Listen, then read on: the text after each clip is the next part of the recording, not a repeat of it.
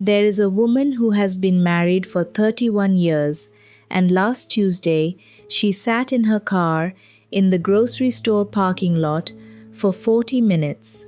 She didn't cry, she wasn't unhappy, exactly, she just wasn't ready to go home yet. If something in you went quiet right now, stay with me. Because I'm not going to tell you that you're miserable, you would already know that. What I want to tell you is stranger than that, and harder. Most women over 50 are not in terrible relationships. They are in relationships that slowly stopped including them. And nobody warns you about that one, because it doesn't look like anything from the outside. No fight, no betrayal, just a woman who got very, very good at not needing much. And here is the part I need you to hear before we go one step further. The biggest mistakes women make in love after 50 are not made in love. They are made in the years before it. Quietly, in 100 small moments where she chose the peace of the room over the truth in her chest. Let's talk about those moments. Before we go in, one thing. For the next few days, we are staying right here on this subject. Love after 50. What we carry, what we finally put down. If something in this video lands in you, come back tomorrow because it continues. And when we move on to a different theme, I'll tell you. I'll say it out loud so you never have to guess where we're going. Now let me tell you what I have watched happen to women I love. The first mistake is the oldest one and the quietest. She waits to be chosen. Not out loud. She would never say it that way. She has a career, or she raised 3 children, or she buried a husband and kept the house running anyway. She is not a woman who waits. And still, somewhere under all of that competence, there is a girl who learned that love arrives when you are good enough for it. So she got good. She got useful. She became the one who remembers everyone's medication and everyone's birthday and nobody's own name for what she needs. And then she sits across from a man at dinner, at 58 years old, and she is auditioning. She doesn't know she's doing it. She's laughing a little too fast. She's saying yes to a restaurant she doesn't like. She's leaving out the part where she's tired, because tired sounds like complaining, and complaining is how you lose people. Here is what I want you to see. She never once asked herself the only question that matters. Not, does he like me? But, do I like being with him? Do I like who I am in the room when he's in it? That question is not arrogance. That question is 50 years of your life asking for a seat at its own table. I have watched women choose men who were simply available and call it fate. I have watched women stay in something for 4 years because leaving would mean admitting they'd been waiting on a train that was never coming to that station. Waiting is expensive after 50. Not because time is running out. That's not what I mean. It's expensive because every year you spend being chosen is a year you're not spending being yourself. You do not have to be selected. You are allowed to select. The second mistake is one I have made myself, and I made it for a long time. She calls it peace, and it is silence. There is a moment in a marriage, and it usually comes around year 12 or year 20, where a woman does the math. She thinks, if I say this, we'll be up until 2 in the morning, he'll be cold for 3 days, the kids will feel it, and I'm tired. So she doesn't say it. She swallows it, and the evening stays smooth, and she tells herself she was the bigger person. Do that once and it's kindness.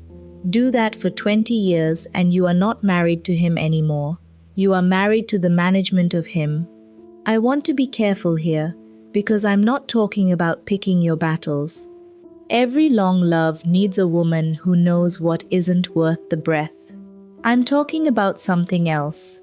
I'm talking about the slow disappearing that happens when a woman decides her honesty is a threat to her own home. She stops saying she's lonely. Then she stops noticing she's lonely. Then one day her daughter asks her what she wants for her birthday, and her mind goes completely blank.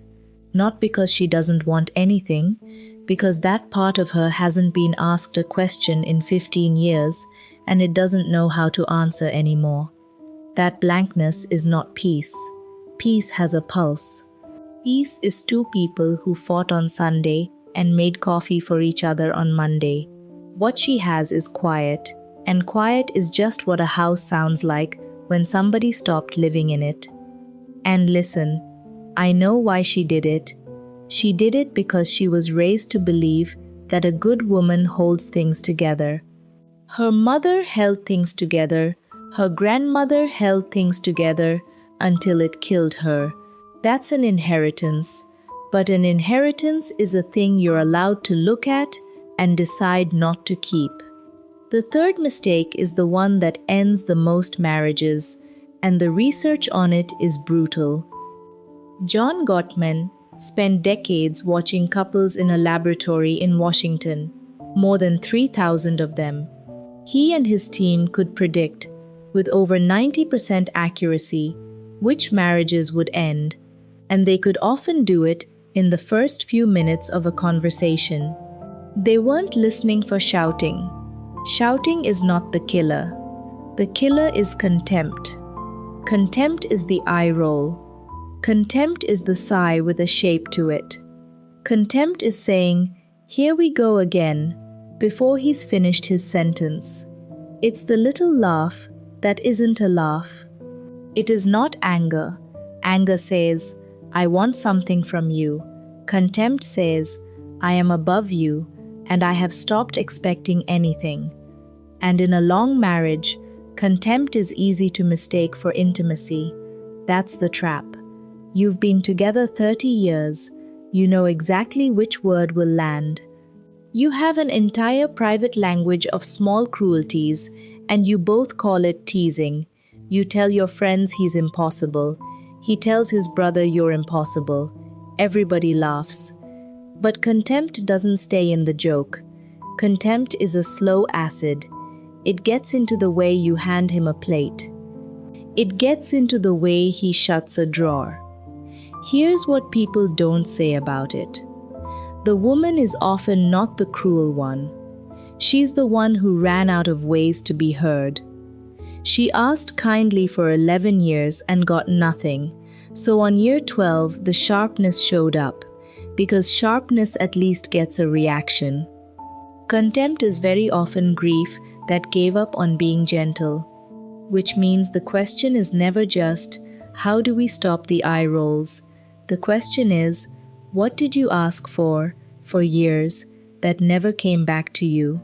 And do you still want it? Because sometimes you do. And sometimes you find out you stopped wanting it a long time ago, and that is its own kind of information. The fourth mistake is the one that costs the most after the kids are gone, and almost nobody sees it coming. She made him the whole house. For 20 years, life was crowded. School runs, her mother's appointments, the neighbors, the church, the group of women who met on Thursdays until Thursdays got complicated, and piece by piece, without a single decision ever being made, it all got smaller. The Thursday women stopped calling, her sister moved, work friends were work friends, and then work ended. And now it's the two of them, and one television, and a silence that neither of them knows what to do with. The numbers here are not gentle. AARP has been tracking loneliness in Americans over 45 for years, and in their most recent research, 4 in 10 say they are lonely. And it is not the 80-year-olds leading that number, it's people in their 40s and 50s, nearly half of them. Read that again. The loneliest stretch of a modern life is not the end of it. It's the middle. It's right about now. So here's the thing I want to say carefully, because it sounds like an accusation and it isn't. When one person becomes your entire social world, you don't love them more, you need them more. And need and love do not feel the same from the inside of the person receiving them. He can feel the weight of being your only door to the outside, and he can't name it either. So it comes out as him being distant, or irritable, or spending an unreasonable amount of time in the garage. A marriage cannot be a marriage and a village at the same time. It was never built to carry that. The women I know who are genuinely happy after 60 all have one thing in common, and it isn't a great husband. Some of them have no husband at all. What they have is a life with more than one room in it, a friend who knew them before, something on a Tuesday that belongs only to them, a person they can call at 9 at night without explaining why. If you are sitting there thinking, I don't have that anymore, I want you to know that is not a character flaw. That's just what happens when a woman spends 30 years being the one everybody else could count on. But it is recoverable. It starts with one phone call to one woman you let drift, and the sentence is not complicated. It's, I've been thinking about you. If you have stayed with me this far, I want to ask you something, and I mean it plainly. Subscribe to this channel and stay with us over the next few days. Not because of numbers, because this conversation is not finished, and I would like you in the room for the rest of it. And if you're watching this at a strange hour, on the couch, with the house asleep, or in a kitchen where the coffee has gone cold twice, I want you to know something. The fact that you're still looking for answers at this age is not evidence that you failed at love. It's evidence that you haven't given up on it. Most people quit quietly around 45. You didn't. Now come back with me, because the next one is the one nobody wants to hear. The fifth mistake is the one that comes from good intentions, and it does more damage than any of them. She tries to make up for lost time. She left, or he left, or he died. And after the fog clears, something wakes up in her that she thought was gone for good. She wants to be touched. She wants to laugh at a table with candles on it. She wants someone to ask her how her day was and actually wait for the answer. And that wanting turns into a clock. She thinks, I wasted 11 years and I'm not wasting any more. So, the second man who is kind to her becomes the love of her life. By the third date, she moves fast. She merges finances, or houses, or worse, she merges her whole identity into somebody she has known for 4 months. I've seen it end in ways that were not just sad. They were expensive. Look at what's actually happening out there.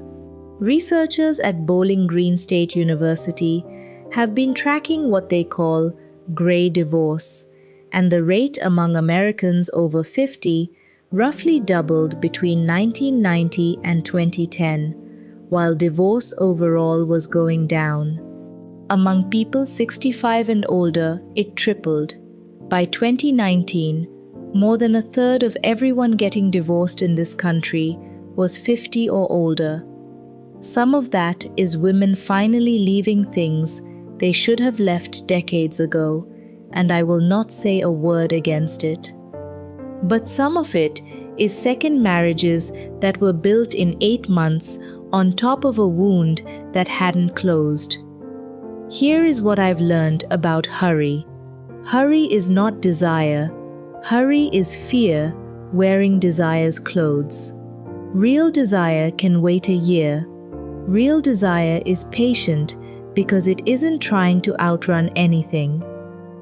And the woman who says, I don't have time to go slow almost always means something else. She means, I don't know how to be alone with myself yet, and I'd rather not find out. But you have to find out, not forever, not as some punishment or some project of self-improvement, just long enough to learn what your own evenings sound like. Because whoever comes next is going to walk into a life, and you get to decide whether he's walking into a home or into a vacancy. The sixth mistake is the smallest looking one and the saddest.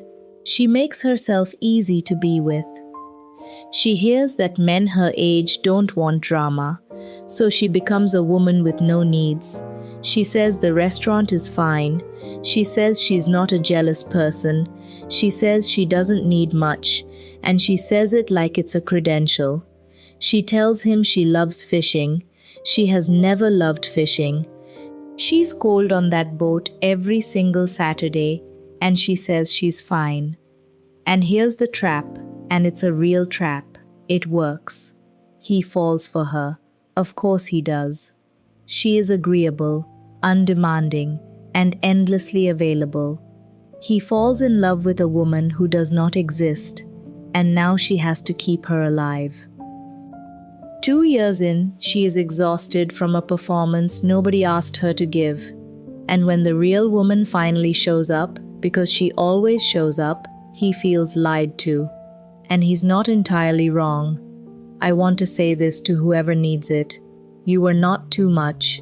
Somewhere along the way, someone told you that you were too much, and you believed them, and you spent 30 years shaving pieces of yourself to fit through a door that was always the wrong size. You were never too much. You were with someone who had too little room. Being easy to love is not a virtue.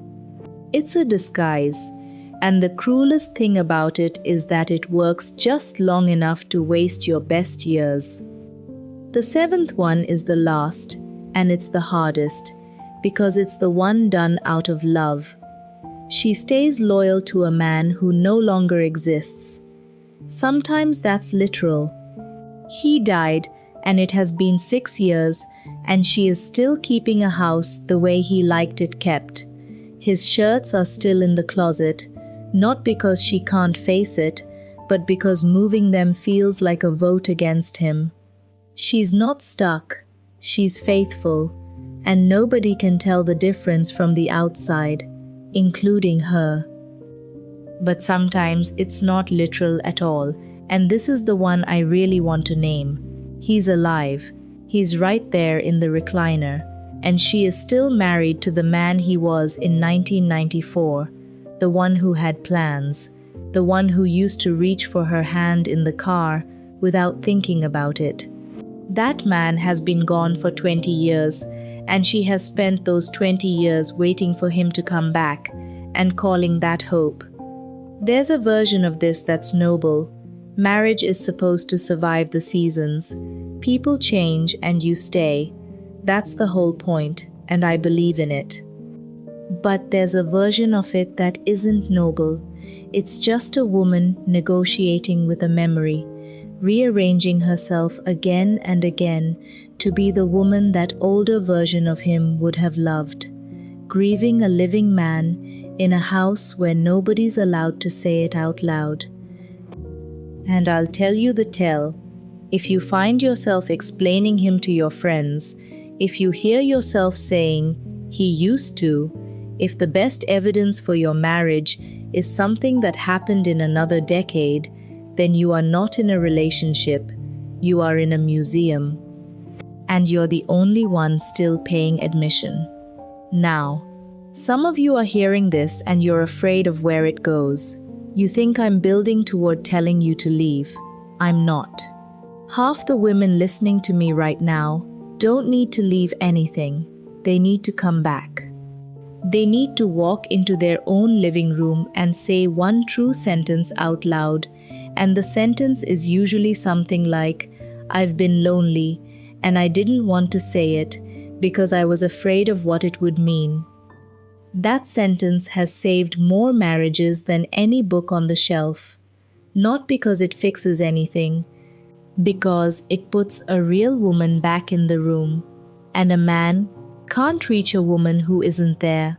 He's been reaching for a smooth surface for years and wondering why his hands come back empty. So let's go back to the parking lot. That woman sitting in her car for 40 minutes.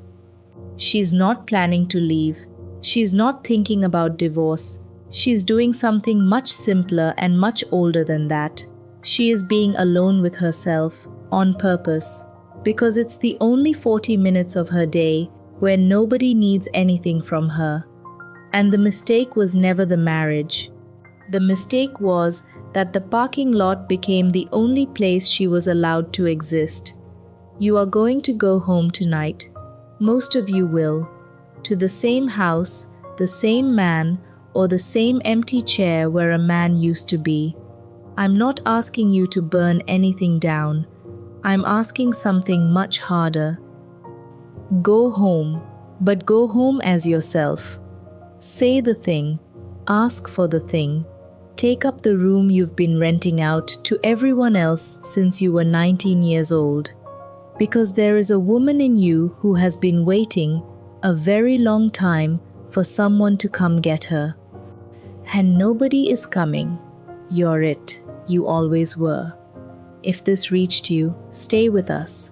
Subscribe and follow along over the next few days while we stay on this subject, because there is more to say and I want to say it to you.